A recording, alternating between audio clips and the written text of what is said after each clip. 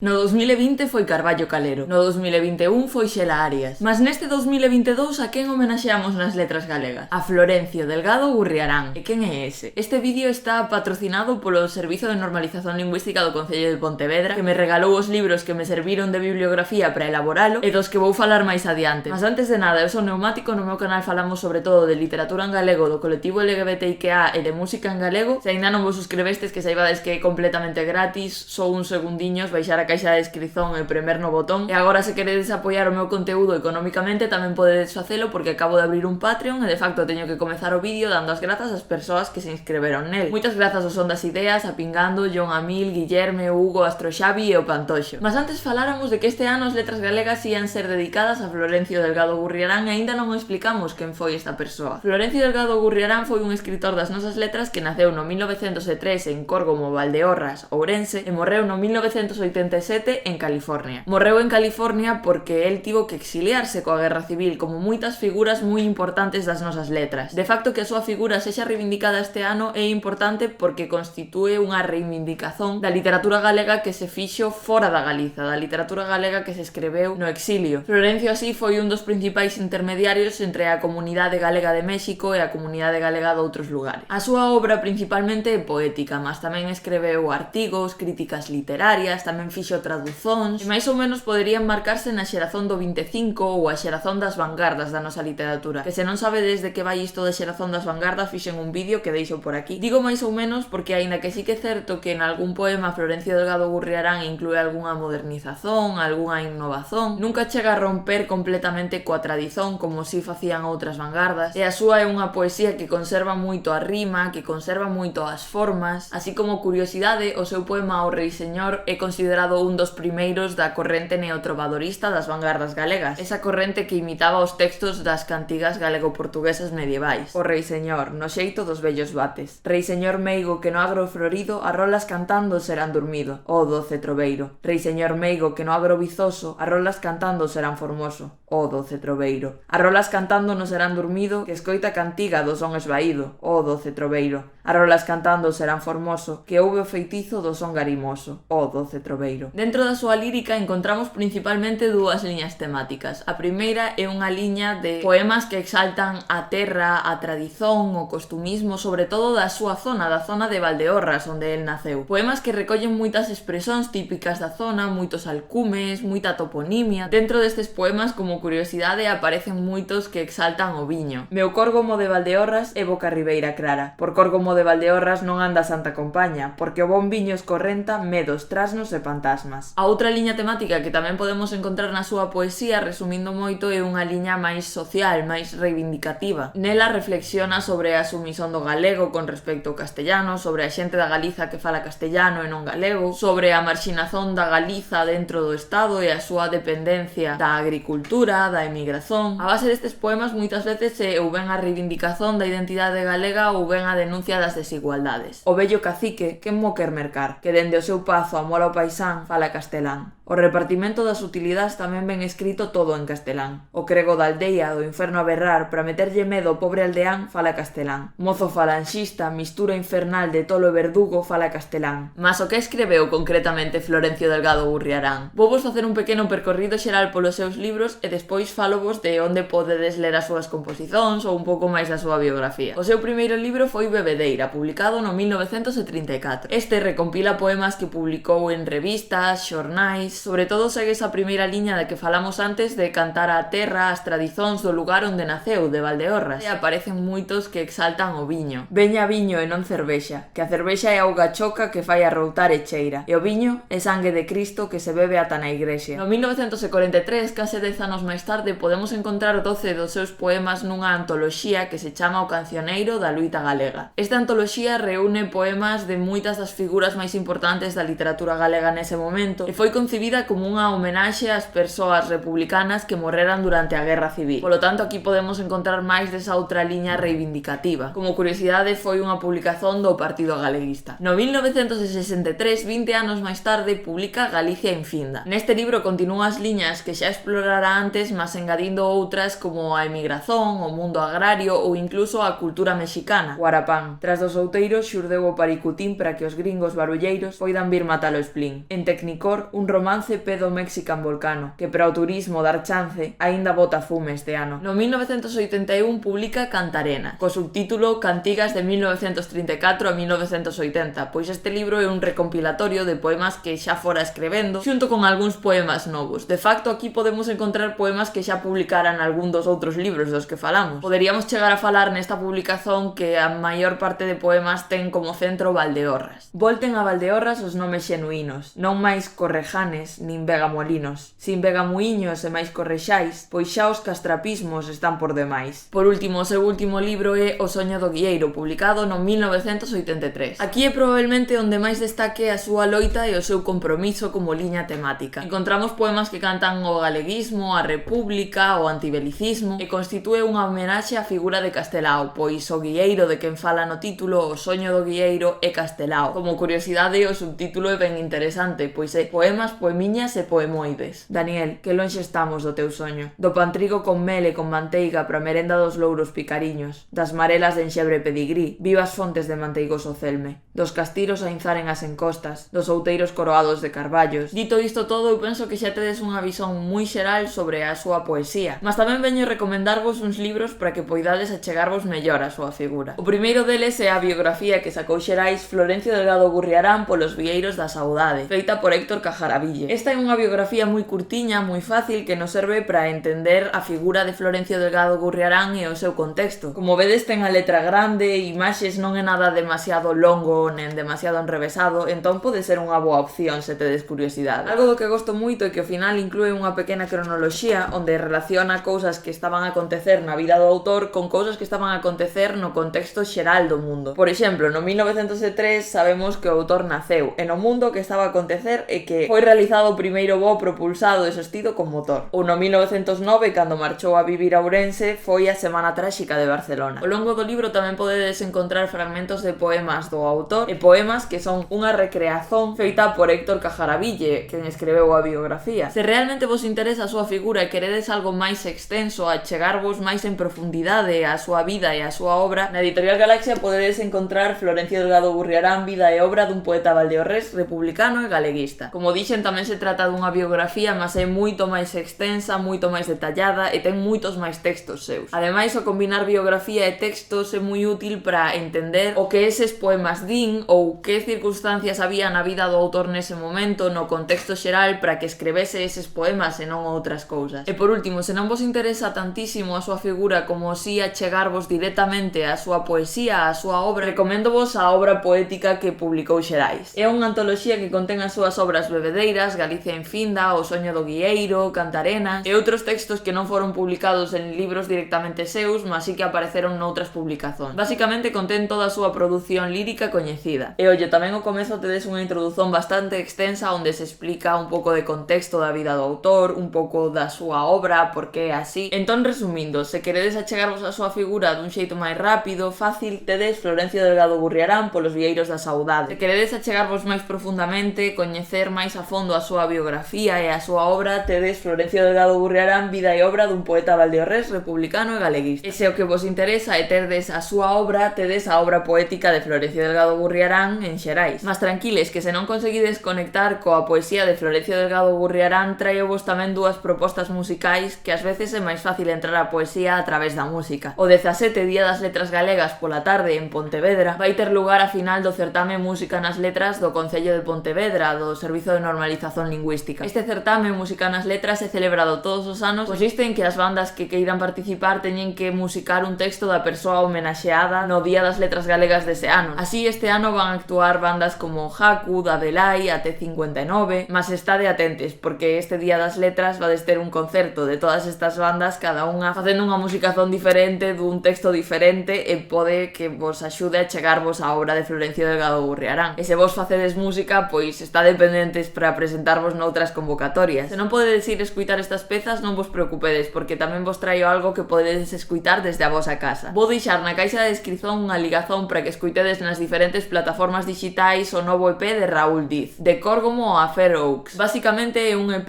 en que, de xeito moi sinxelo, cunha instrumentación moi básica, Raúl Diz musica diferentes poemas de Florencio Delgado Gurriarán. Gurriarán. Penso que un xeito perfecto de nos achegarmos a figura de Florencio Delgado Gurriarán, especialmente se non temos tanto costume de ler poesía ou se non gostamos tanto da poesía. Dito isto todo, eu penso que xa temos unha visón un pouco xeral de quen foi Florencio Delgado Gurriarán e xa vos deixei suficientes cousas para que vos podades investigar pola vosa conta se tedes máis interese. Mas quero acabar dicendo que así como é importante reivindicarmos figuras históricas das nosas letras, está un pouco feo que na única data así de importante que teñamos alrededor das nosas letras as persoas homenaxeadas teñan que levar 10 anos mortas mínimo. Entón, así como eu gosto das letras galegas e gosto de descobrir figuras históricas que se cadra non coñecería tanto do outro xeito, tamén quero reivindicar que o galego non é unha lingua morta e que a literatura en galego non só a fai xente morta. Entón, neste Día das Letras, alén de ler algo do autor homenaxeado, tamén poderíades ler algo de algunha persoa que estexa viva, como homenaxe a que as nosas letras tamén están vivas. Deixovos por aquí unha playlist que teño con vídeos en que recomendo diferentes libros en galego por se non tedes moita idea de por onde comezar. E se gostastes deste vídeo, xa sabedes que me axuda moito que deixedes un comentario, un like, que partilledes nas vosas redes, que yo enviedes a outras persoas e sobre todo deixo un círculo por aquí para que vos suscribades, que así é moito máis fácil, só tedes que premer nel e xa está. E tamén deixo por aquí algúns outros vídeos que poden ser do voso interese. Moitas grazas se chegastes ata aquí, un saúdo e feliz Día das Letras Galegas.